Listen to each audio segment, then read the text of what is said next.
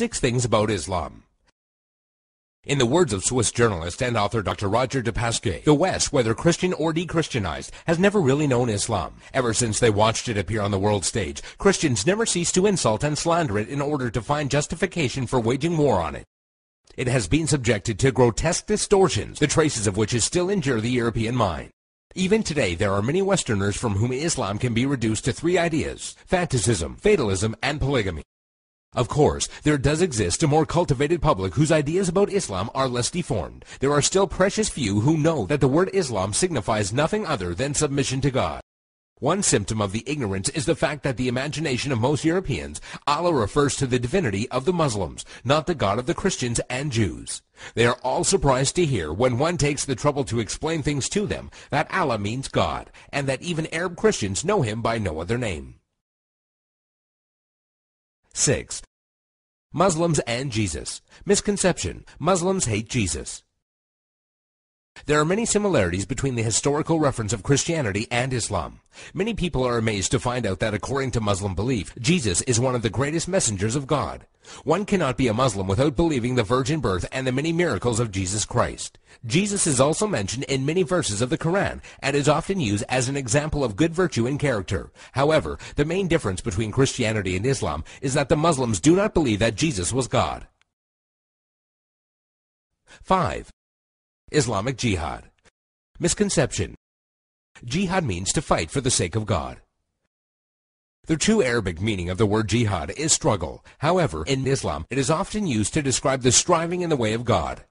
There are many forms of jihad, but most important ones are jihad al-nafs, jihad against oneself, jihad bil-lisan, jihad by being vocal, jihad bil-yad, jihad by using action, and jihad bis-sayf, jihad by using the sword. Each jihad is ranked differently, and it was reported that Muhammad returned from a battle and said, "We have returned from the lesser jihad, going into battle, to the greater jihad, the struggle of the soul."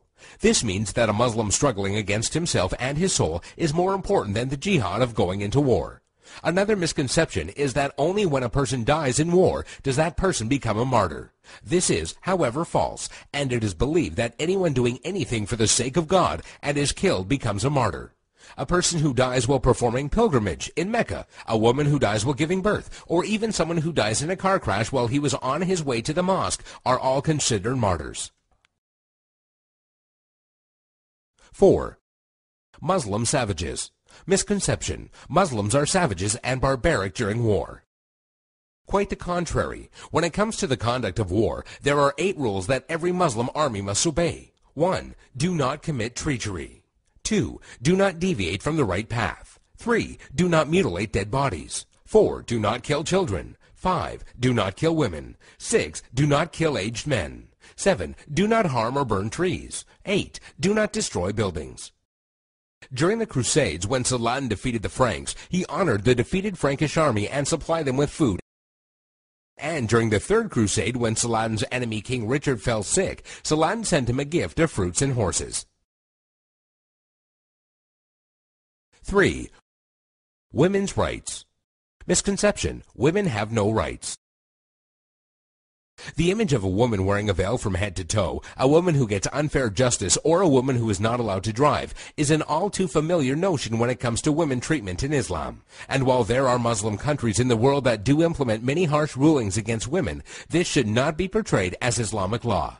Many of these countries have cultural differences that go against the teachings of Islam. It should be noted that during pre-Islam Arabia, women were used for fornication only and had no independence. The birth of a daughter in a family was considered humiliating, and the practice of female infanticide was uncontrolled. When Islam came back to being, verses in the Quran condemned the practice of female infanticide. Islam gave back many human rights to the women, and Muhammad was even reported saying that women are the twin halves of men. A Muslim woman is allowed to reject and accept any suitor for marriage, and has the right to seek divorce. There is nothing in Islam that forbids a Muslim woman from exiting her house and is allowed to drive. Also, in regards to education, a woman is obligated to seek knowledge, and it is considered a sin if she refuses. 2. By the sword. Misconception. Islam was spread by the sword. Historian Delasio Leary states, history makes it clear, however, that the legend of fanatical Muslims sweeping through the world and forcing Islam at the point of the sword upon conquered races is one of the most fantastically absurd myths that historians have ever repeated. There is no record in history that shows people forced by sword point to convert to Islam. When Islam spread through countries, they would set up private churches and synagogues for the non-Muslims they were governing, and because of the good treatment they had received, they themselves would convert. If one considers the small number of Muslims who initially spread Islam to the west, all the way from Spain and Morocco into the east from India and China, one would realize that such a small group of people could not force others to be members of a religion against their will. It is also interesting to note that when the Mongols invaded and conquered large portions of the Islamic Empire, instead of destroying the religion, they adopted it.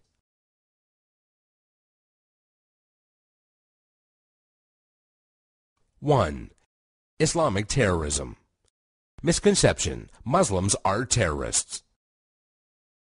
This is by far the biggest misconception of Islam, given unfairly by stereotyping and the public image that the media gives. Has anyone else noticed how when a specific group of people attack another group of people, it is labeled as a hate crime, but when a Muslim opens fire on anybody, it is quickly regarded as terrorism?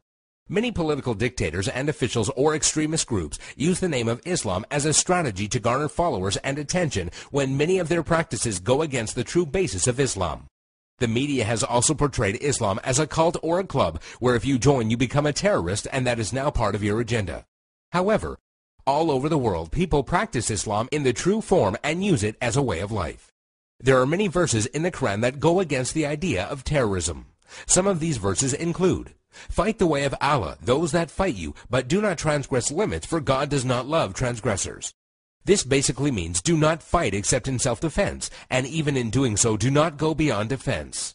Another verse states, "If they seek peace, then you seek peace," which means do not attack people for no reason or kill innocent people. There is nowhere in Islam, whether it be in the Quran or the teachings of Muhammad, that promotes the killing of innocent people.